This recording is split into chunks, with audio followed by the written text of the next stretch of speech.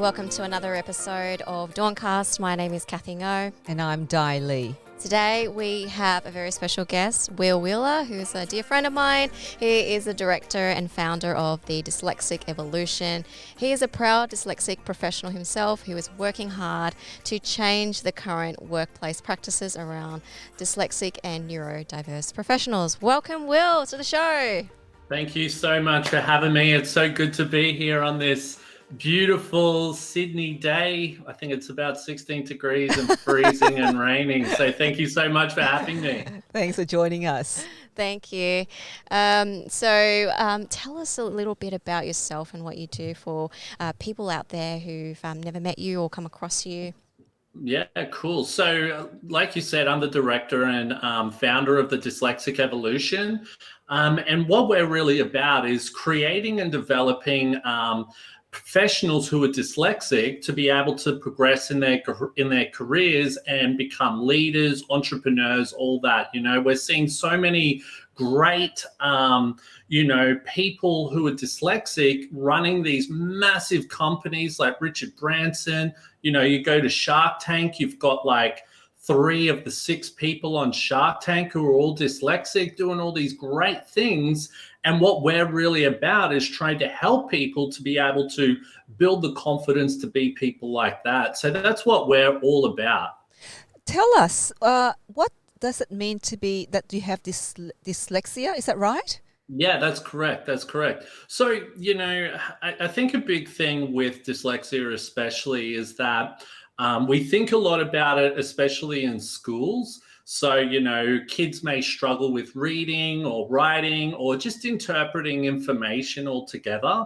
And I think a big problem is that we lose that once. We don't lose being dyslexic. I want to get that across. But what people forget is once you finish school, you don't just have dyslexia anymore. We still have those issues. So a lot of the problems can be that we have problems with reading and writing and, you know, interpret and I suppose receiving certain information. And this can be the same in the workplace as well. So, you know, how we're being presented information, and that can really hold us back or, you know, really slow us down when we're being put into, I suppose, the wrong situations where we can't succeed because we just don't have the support or being in the right situation to be able to work to our strengths. So look, there can be a lot of issues around it, but there are also a lot of positives to it as well once used correctly.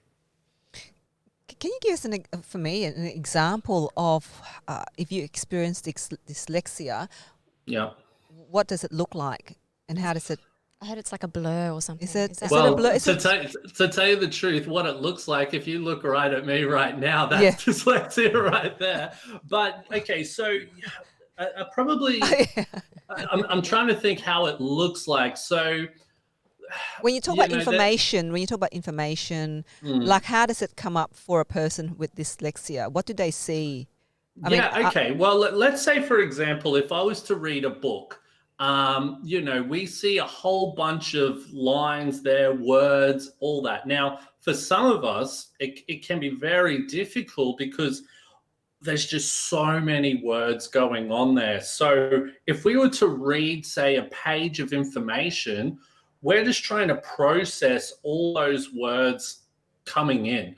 All right. And it just means absolutely nothing. Where a lot of us, a lot of neurotypical people, they'll read it and they'll get exactly what that is. So probably a big thing as well is we take in so much information. Our minds are just got so many crazy things going on at once, where a lot of other people can really focus just on one, where we've got 1,000,001 things happening at once. So just on that, with coronavirus and everything and so much content out there, media, everything, how have you found that in terms of processing all that information? Look, to tell you the truth, processing the information is fine for me because I think as well, you know, we've got so many different forms of ways we can actually take in information. So videos work well for me. I like watching probably the news probably isn't the best example because sometimes a lot of the information isn't correct. But watching things like documentaries or, learning, Visual. getting information in a different way, But if there is something that I do need to read a lot of, I'll rely on my technology for that type of stuff to read things back to me. So is it all mainly those different things. So dyslexia, is it mainly the words, like what you read, what you see, like words rather than visual? As in, you said, you can watch a documentary and it's fine for you to. There are no issues. But in terms of when you read a page or when you read a book or when you read a script, is that where people experience? A lot of people can struggle with that. But once again, it comes down to the way the information has been presented to us. So, especially in the school systems, I'm just going to use that as an example. We learn differently to how everyone else learns. Okay, so the information that's presented to us needs to be done in a different way. So, for example, for me, instead of reading a book about, how to become a millionaire, I could watch a documentary about how to become a millionaire and probably take a lot more away from that. Or I could potentially listen to the audio book from that and be able to learn a lot better from that, rather than me sit there and read that information and it make absolutely no sense. How common is dyslexia? I heard it's like 20%. Is that about right? So roughly you're looking at about 1 in 10 people have dyslexia, or and it's really hard to sort of get a real defined figure, because what will happen is that there's so many people out there who potentially have dyslexia who, one, they don't even know it, or they've never been tested. So it's really hard to get a clear figure. I hear some people say 1 in 5 people have dyslexia, 1 in 10 people. So it's really hard to sort of define that figure based on people who don't even know they have dyslexia. You talked about some of the challenges that people face in the workplace. What are some of those challenges, and how can employers help those individuals in the workplace who've got dyslexia? Yeah, totally. So, the probably one of the biggest problems is how information is presented to us. Okay, that's probably one of them. Another one as well is we are very imaginative. We are so creative. We have so many great, interesting, different ways of being able to approach a task. And what will happen is it can be very difficult for us to be able to explain that to someone who's not dyslexic. So, for example, a really big thing that I've found, whenever I have a really good idea, if I say that to a dyslexic person, my idea, they'll be like, yeah, totally, I get what you're talking about. But if I explain that to a neurotypical person, they'll be like, they'll look at me with this strange look like, what's this guy on? What's he doing? You know what I mean? And it is. And then what happens is we get so frustrated because it's like, oh my God. Well, Will, sometimes when I give people my ideas, that's the same reaction. They said, what are you going on about? Can you give us an example? Yeah, totally. Can you give us an example? Because it sounds like there's a secret language or something like that. Yeah, I'm just okay. So, for example, what ideas have you had that people would have kind of looked at you strangely or weirdly? Yeah, totally. Like, I think a while back ago, I had I was part of like a committee and all that, and I was, I'm really into marketing, being able to know how to market myself, and how to draw in an audience and all this. Now, this committee had never really, looked into that side of things before. Now, trying to explain that to people and go, hey, look, what we can do to draw people to this event, we could write blogs, which then will, inside the blogs, will have a link to the event. So it's sort of like advertising a blog and then the event in the blog, if that makes sense. Content marketing. Yeah, exactly. but nah, straight over the top of their head. They just did not get it. So I put something together, and once it got to that point of me handing in what they were just on a completely different level. And it was sort of like, I sort of felt like I was sort of made out to feel like, oh, you haven't done the proper thing. What are you talking about? You know, I got these weird looks. And yeah, it was a bit frustrating. And I can tell you right now, that is very common in a lot of workplaces, especially for dyslexic people. And what you'll normally find, and a lot of dyslexic people will say this as well, is people will say, hey, look, we've got a problem here. We need to, what are your ideas? A dyslexic person will come up with this crazy out there idea, and no one will do anything about it. Then in like a couple of months' time, someone else will think of the idea that the person said 3 months ago, and then they'll go, oh, we're going to do this because such and such. It's like, I said that like 3 months ago. Now we've wasted all this time, you know? So these are problems. But do you think, could it be argued that they said maybe they like that person, so therefore that person's ideas kind of a bit of bias or something? That's right. Maybe some sort of bias. Look, it could potentially be that. But I think it's sort of like that. It could be, but the thing that I sort of think, if that's happened to me, and then I speak to thousands of other dyslexic people all over the world, there must be an issue there. You know, that's where it really sort of, it's sort of really, you know, tick the box for me in regards to that's obviously an issue. We need to do something about that. You know, so that's where I've sort of been able to go, okay, I see what you're talking about. So in the work that you've been doing as a director of the Dyslexia Evolution, have you seen an increase in awareness around, you know, dyslexia, people with dyslexia in the workplace? Well, look, here in Australia, we are probably not quite there yet. The UK is definitely leading the way. The United States is probably, to tell you the truth, we're probably maybe a little bit ahead of the United States as well. It's with the rise of neurodiversity as well, we are starting to see people starting to implement it in their workplaces.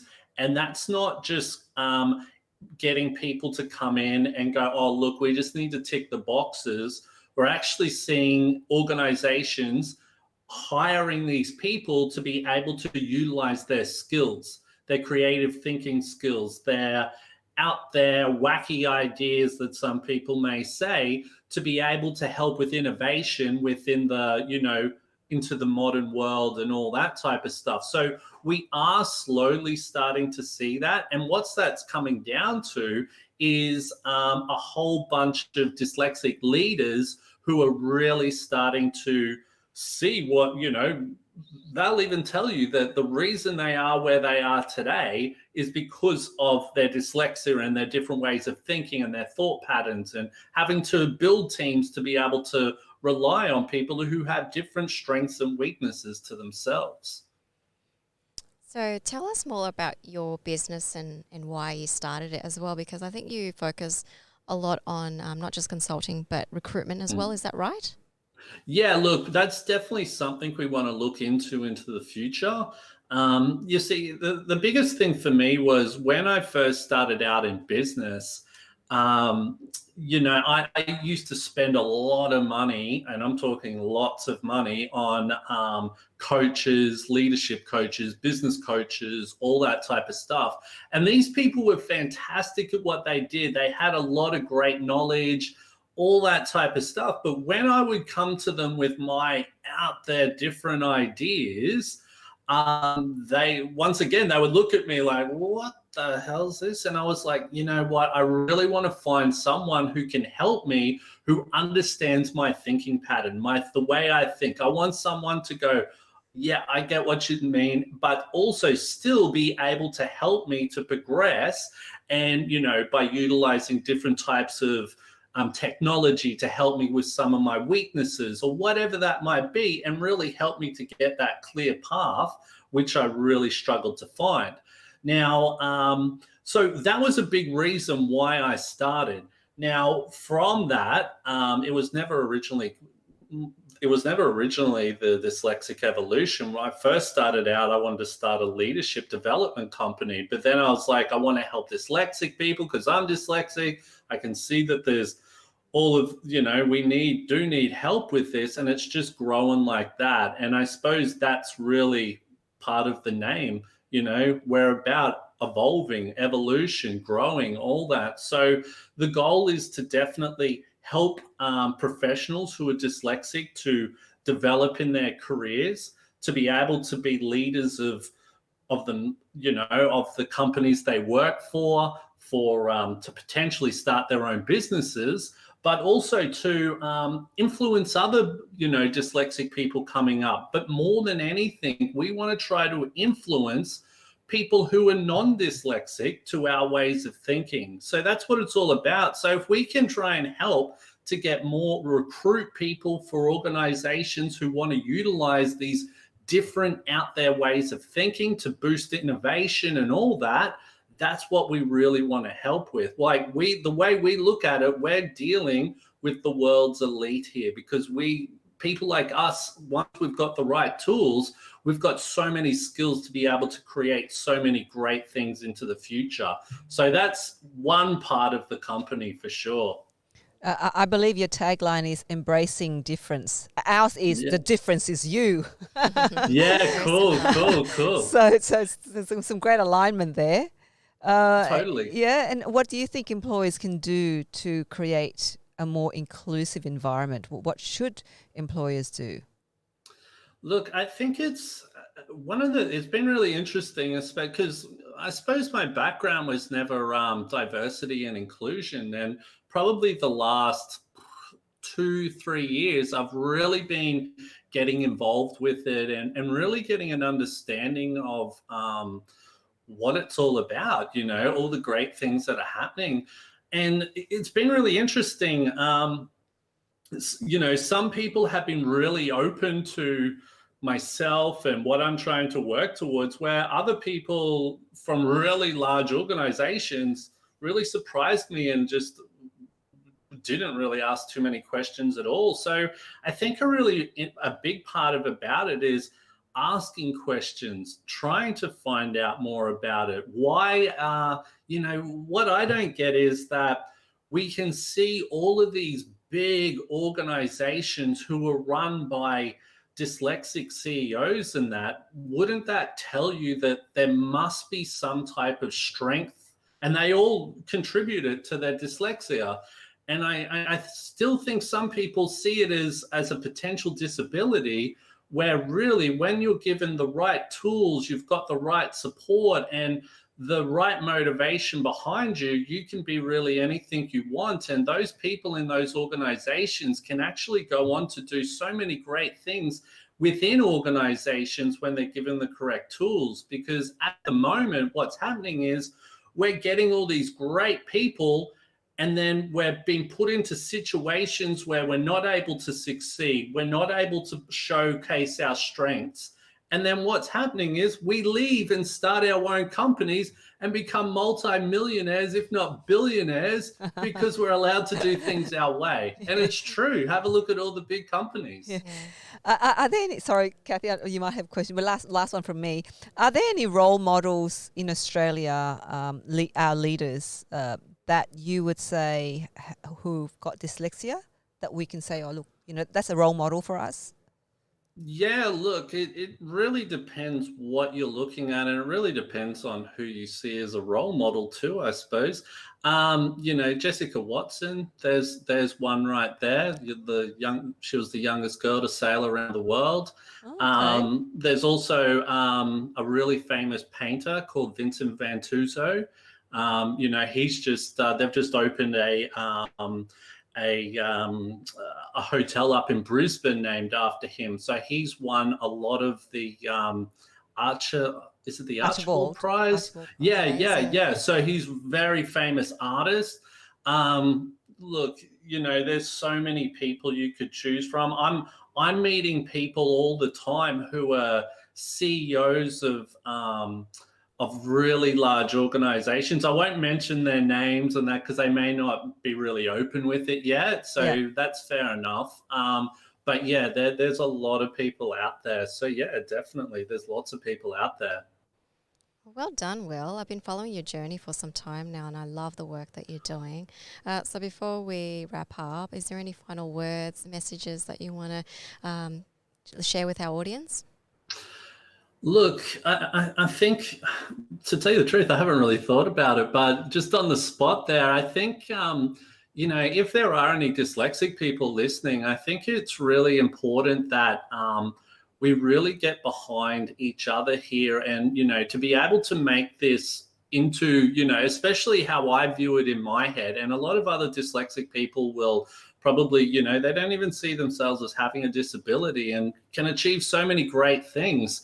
It really takes a community of people to make something really big. So, getting behind it and really supporting one another and, trying to make a difference is going to be key in making this better for the younger generation who are going to come up in the future and just excel in their jobs or whatever they put their minds to. So, yeah, I hope that sounded all right. That's great. Thank you so much for your time, Will. Really appreciate Not you a providing us problem, your not a valuable problem. time.